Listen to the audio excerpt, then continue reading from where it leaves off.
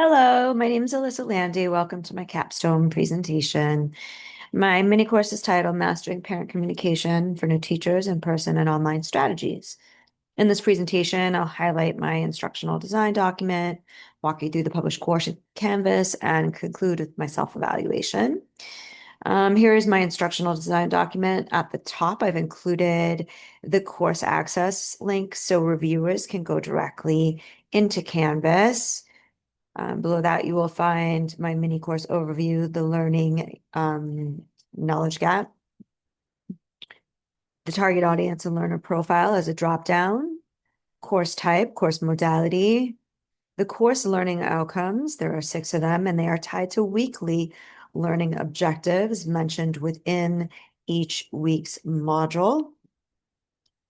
They also show the alignment between one another. I'm going to skip down from week 1 and take us directly into the subject matter expert resources section, which is listed here, followed by the instructional design model choices. I went with Addie as my primary, supplemented with SAM, and UBD is really what supports it all through that backwards design. Learning theories that were chosen were constructivism, social learning theory, behaviorism, cognitivism, connectivism, and andragogy. And this lists the digital media that is embedded in my course and includes accessibility notes. Um, I have my OERs, my course introductions, announcement.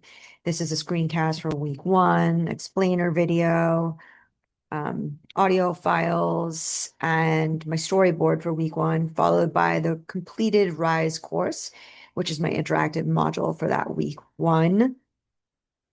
This course really addresses a need, which is that new teachers often feel unprepared for difficult parent communication. And this design builds confidence by combining strategies, role play, and peer feedback and authentic practices.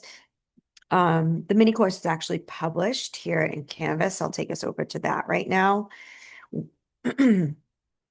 Here we're on the welcome page. It provides the course overview, tips for success, where you can find the syllabus, PDF, and over here in the menu, how we can get started with the course. I'm going to go on over to the syllabus. And the syllabus, we have the course description, again, the course learning outcomes, instructor contact info, the prereqs, technology requirements, the grading with scale weight policies and late policies, and a schedule of instructional events, academic honesty, integrity policy, accommodations for students with disabilities, a PDF version listed also in the course files, just right over here. Okay, I'm going to take us right into Module 1. When we get to Module 1, you'll also notice Module 2, which is not yet developed, and 3 are below. You'll see that there's a welcome message with the rubrics, and then we've got this learning roadmap. Each course has its learning outcomes supported by the weekly objectives. They're clearly measurable. It tells us in the roadmap what those objectives are, the aligned activity numbers, as well as the aligned assessments. It makes it clear how those all support mastery of objectives. Okay. And now I'm going to go ahead into module.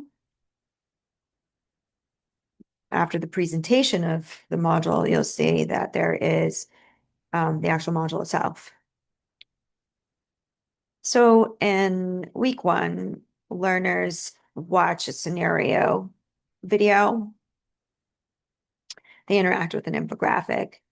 They complete role play email with revision and peer feedback.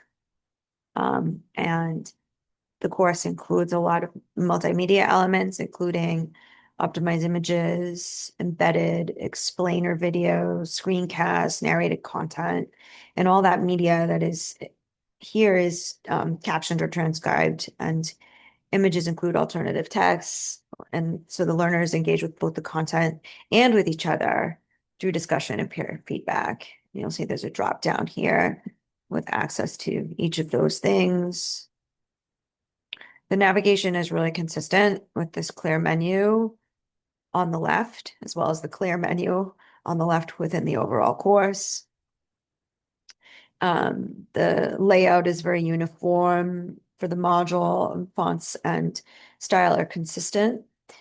And as I said, there are accessibility features, transcripts for audio, closed captioning, all text images, hyperlinks, and documents formatted for screen readers. The course also includes learner evaluation for feedback. All materials within the course follow copyright and Creative Commons guidelines. I'm actually going to take you briefly to the video, for example, below. When you click on the explainer video, it opens up and a link, and in that link, you'll see that copyright is addressed and that there are captions involved as well. And everything really follows copyright guidelines of Creative Commons, and citations are formatted in APA, as well as appropriate licensing attribution.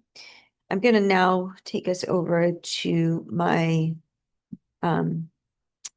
portfolio. You'll notice that in week 8, I have evaluated myself with this rubric that I had designed that matches the course. I gave myself a 96. And the reason for that is because I felt like I am approaching expectations as far as my media is concerned right here. And my self-evaluation highlights my strengths and the areas to improve. I'm proud of the course because I feel as though it provides authentic real world practice and full accessibility. However, with more time, I would expand role play scenarios and I would polish up the video production further. So that's why I downgraded my score in here with some of this minor issues with it's more about quality, not so much the accessibility. But overall, I believe that the course is engaging, and it's practical and aligned with its intended goals. So this pretty much concludes the capstone project presentation. And that said, I thank you very much for watching and taking your time to provide me feedback.